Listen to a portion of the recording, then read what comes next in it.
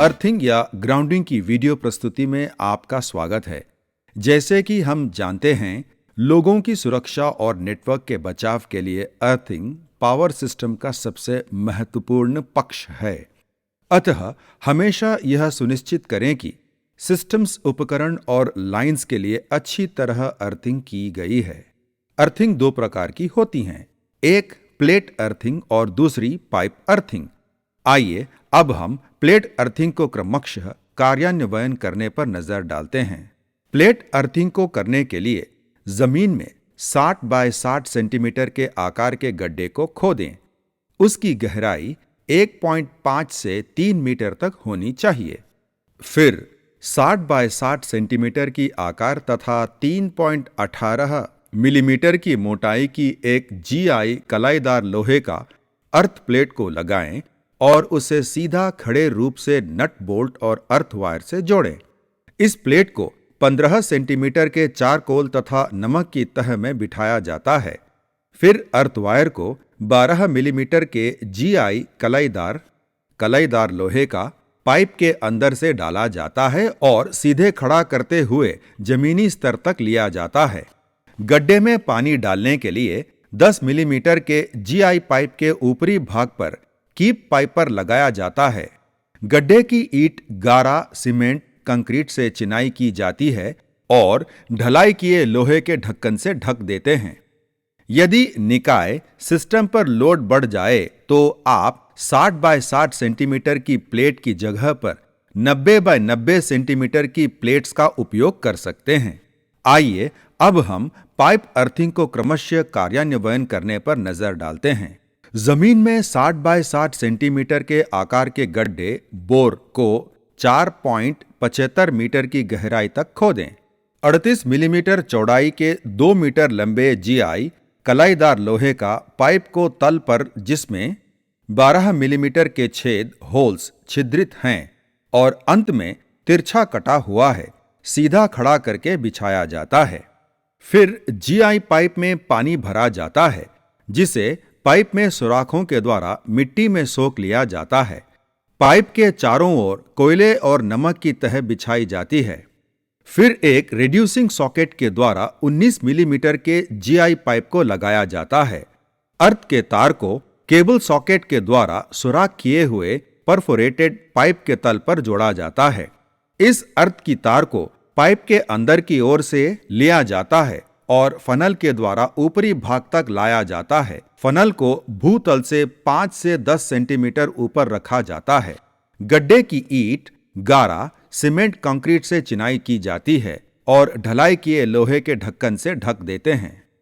REC निर्माण मानक construction standard F2 के अनुसार AB स्विच और हॉर्न गैप फ्यूज के साथ यहां 11 kV बाय 433-250 वोल्ट्स के वितरण उपकेंद्र, डिस्ट्रीब्यूशन सबस्टेशन के उपकरण और संरचना में अर्थिंग की व्यवस्था को दिखाया गया है।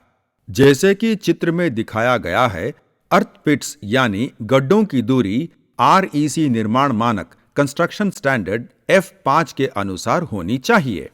डबल पोल स्ट्रक्चर के दोनों तरफ लगे हुए अर्थ इलेक्ट्रोड्स में से एक को 11 kV HT साइड के लाइटनिंग अरेस्टर से डायरेक्ट कनेक्शन के साथ जोड़ना चाहिए। शेष 2 अर्थ इलेक्ट्रोड्स में से प्रत्येक के लिए 3 अलग कनेक्शंस करने होंगे। एक कनेक्शन न्यूट्रल के लिए, दूसरा ट्रांसफार्मर की बॉडी के लिए और आखिरी कनेक्शन पोल में लगे उपकरणों के लिए अर्थिंग टर्मिनलों से किया जाता है। REC निर्माण मानक कंस्ट्रक्शन स्टैंडर्ड F10 के अनुसार यहां वितरण उपकेंद्र, डिस्ट्रीब्यूशन सबस्टेशन के उपकरण और संरचना स्ट्रक्चर में अर्थिंग की व्यवस्था को दिखाया गया है। एक 40 मिलीमीटर की GI वायर को अर्थ लीड के रूप में उपयोग किया जाना चाहिए। एक अर्थ वायर में किसी प्रकार की कोई जॉइंटिंग नहीं की जानी चाहिए। LA अर्थ पिट का गड्ढा ट्रांसफार्मर न्यूट्रल अर्थ पिट के गड्ढे से विपरीत और स्वतंत्र इंडिपेंडेंट होना चाहिए। अर्थ में नमी रखने के लिए कोयला, चारकोल और नमक को पर्याप्त मात्रा में उपयोग करना चाहिए। आसपास की मिट्टी को गीला रखने के लिए उपरोक्त मिश्रण में पानी डालना चाहिए। सूखी चट्टानों के क्षेत्रों में अर्थ पिट को भुरभुरी मिट्टी से भरा जाना चाहिए ताकि पानी सोख सके। संयुक्त अर्थ रजिस्ट्रेशंस का मान 2 ओम्स में अधिक नहीं होना चाहिए। यह अर्थिंग पिट है। इसके 2 कनेक्शंस है, एक न्यूट्रल से जुड़ा हुआ है और दूसरा ट्रांसफार्मर की बॉडी से जुड़ा हुआ है। दोनों कनेक्शंस अलग हैं। ट्रांसफार्मर 3 अर्थिंग गड्ढों पिट से जुड़ा हुआ है। यह उनमें से एक गड्ढा पिट यह है। जब आप गड्ढे पिट के अंदर देखते हैं तो आपको प्रत्येक अर्थिंग गड्ढे पिट के अंदर एक छेद बोर दिखाई देता है। इसकी गहराई प्राकृतिक नेचुरल अर्थिंग के लिए पानी के स्तर तक पहुंचने के लिए और कृत्रिम आर्टिफिशियल अर्थिंग के लिए नमी के स्तर तक पहुंचने के लिए उचित है। जिस इलेक्ट्रोड को आप देख रहे हैं इसकी लंबाई 3 मीटर है। अर्थिंग इलेक्ट्रोड 40 मिलीमीटर के व्यास की चौड़ाई वाले GI कलाईदार लोहे का पाइप है। अब लाइनमैन दिखाएगा कि बोर के अंदर अर्थिंग इलेक्ट्रोड को किस तरह लगाया जाता है। यह इलेक्ट्रोड बोर के अंदर जा रहा है। फिर गहराई देखने के लिए हम इलेक्ट्रोड को निकालकर देखेंगे। बोर से अर्थिंग इलेक्ट्रोड को निकालने के बाद आप देख सकते हैं कि अर्थिंग इलेक्ट्रोड का निचला भाग गीला हो गया है। इससे यह पता चलता है कि इलेक्ट्रोड पानी के स्तर तक पहुंच चुका है। अब अर्थिंग इलेक्ट्रोड को फिर से बोर के अंदर डाल रहे हैं। आइए अब हम अर्थ लीड से जोड़ें और अर्थ इलेक्ट्रोड पर नजर डालते हैं। अब मैं अर्थिंग की रेसिस्टेंस की जांच करूंगा। आइए अब हम अर्थ रेसिस्टेंस टेस्टिंग के लिए आवश्यक टूल्स पर नजर डालते हैं। यह छड़ स्पाइक्स हैं। यह डिजिटल अर्थ रेसिस्टेंस टेस्टर है। यहां आप इसके सिरों टर्मिनल्स को देख सकते हैं। टेस्टर के पीछे कनेक्शन के चित्र दिखाए गए हैं। यह 15 मीटर की तार है। यह एक 30 मीटर की तार है जिसको छड़ों स्पाइक्स के साथ जोड़ा गया है। इसे अर्थिंग सिरे टर्मिनल के लिए उपयोग किया जाता है। आइए अब हम देखते हैं कि अर्थ की छड़ों स्पाइक को किस तरह लगाया जाता है।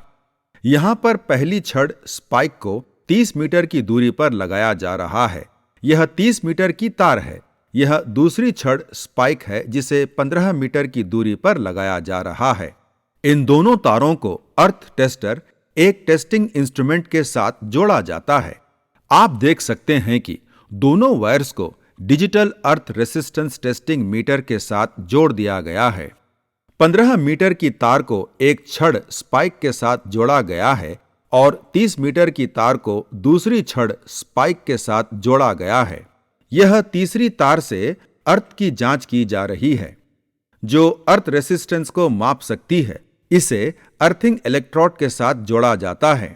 आइए अब हम देखते हैं कि डिजिटल अर्थ रेसिस्टेंस टेस्टर का उपयोग करते हुए वास्तविक मान कैसे निकाली जाती है। पहले टेस्टर को स्विच ऑन करते हैं, फिर टेस्ट बटन दबाते हैं। स्क्रीन पर वास्तविक परिमाण दिखाई देती है।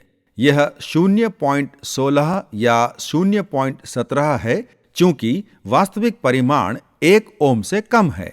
इस टेस्ट को सकारात्मक माना जा सकता है। यह एक इलेक्ट्रोड है जिसमें नमी के स्तर को बनाए रखने के लिए उसके आसपास नमक और कोयले की तह होती है। गर्मी के दौरान पानी का स्तर कम हो जाता है, अतः नमी के स्तर को बनाए रखने के लिए आपको महीने में एक बार थोड़ा पानी डालना होगा। विद्युत परिस्थापन में सभी उपकरण के ढांचे को अर्थात switch gears, transformer, metering cubicles इत्यादि हमेशा डबल या 2 अर्थ से जुड़े रहते हैं। लाइटनिंग अरेस्टर LA और ट्रांसफार्मर न्यूट्रल के लिए एक अलग अर्थ कनेक्शन का प्रावधान होता है। यहां आप देख सकते हैं कि लाइन पर 3 लाइटनिंग अरेस्टर्स हैं। वे मेन लाइन से जुड़े हुए हैं। तड़ित बिजली के समय लाइटनिंग अरेस्टर्स अतिरिक्त चार्ज को खींच लेते हैं और उपकरण को सुरक्षित रखते हैं।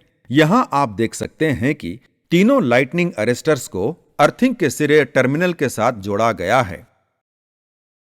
अब मैं आपको एक डबल पोल या DP स्ट्रक्चर पर लगे ट्रांसफार्मर की अर्थिंग के बारे में बताऊंगा। यहां आप देख सकते हैं कि DP पर एक 315 kVA का ट्रांसफार्मर लगा हुआ है। इसके 5 अर्थिंग कनेक्शंस हैं। एक अर्थिंग को बॉडी के इस ओर से जोड़ा जाता है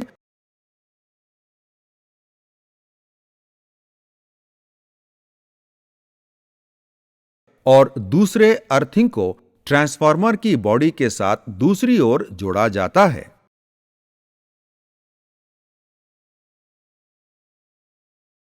यहां आप देख सकते हैं कि डबल या दो अर्थिंग को न्यूट्रल के साथ जोड़ा गया है। बॉडी अर्थिंग एक अर्थिंग पिट या गड्ढे में जाती है। न्यूट्रल से जोड़ा गया अर्थ दूसरे अर्थिंग पिट या गड्ढे में जाती है। लाइटनिंग अरेस्टर से जोड़ा गया अर्थ का तार दूसरे अर्थिंग पिट में जाता है। इस प्रकार डीपी स्ट्रक्चर में प्रत्येक पोल माउंटेड ट्रांसफार्मर को 3 अलग अलग अर्थिंग पिट्स या गड्ढों के साथ जोड़ा जाता है। अर्थ रेसिस्टेंस का रखरखाव और सुधार। अर्थ रेसिस्टेंस को सुधारने के 4 तरीके हैं। इलेक्ट्रोड की गहराई को बढ़ाकर, इलेक्ट्रोड के आकार को बढ़ाकर, इलेक्ट्रोड की संख्या को बढ़ाकर, सॉल्ट ट्रीटमेंट या नमक का घोल डालकर। यदि अर्थ रेसिस्टेंस बहुत अधिक है तो हमें क्या करना चाहिए?